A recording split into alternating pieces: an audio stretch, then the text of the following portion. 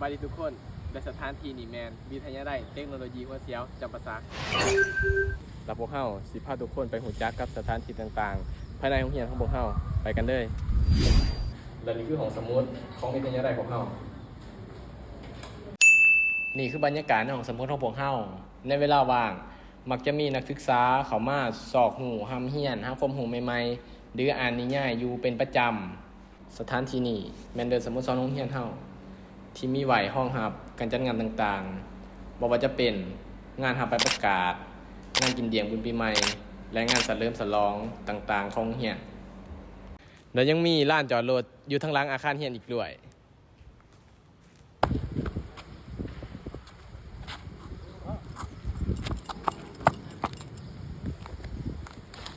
เดนี่แมนหารอาหารอยู่ในโรงเรียนเฮา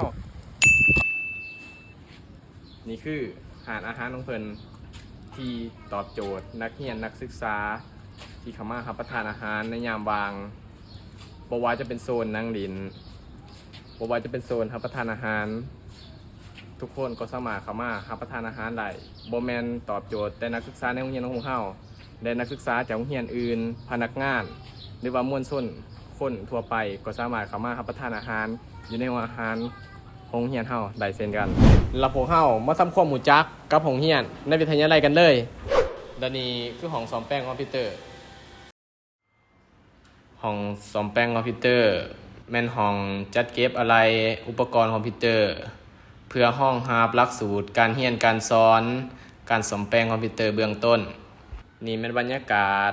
ภาคเรียนทฤษฎีของแต่ละห้องยังมีห้องคอมพิวเตอร์อยู่2ห้องคือห้องที่1เหมาะแก่การเปิดโปรแกรมพื้นฐานห้องที่2เหมาะกับการตัดต่อออกแบบภาพหรือวิดีโอต่างๆหลักสูตรการเรียนการสอนภาคปฏิบัติตัวจริงบ่ว่าจะเป็นการนำใส่โปรแกรมต่างๆเช่นโปรแกรม Office Word Excel PowerPoint และโปรแกรมแต่งแบบ VCO และยังมีตระกูล Adobe ก็นำใส่โปรแกรม Adobe Photoshop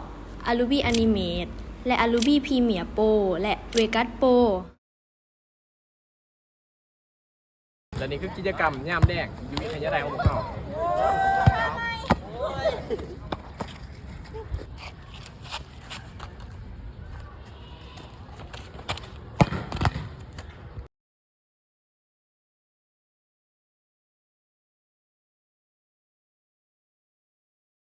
สุดท้ายนี่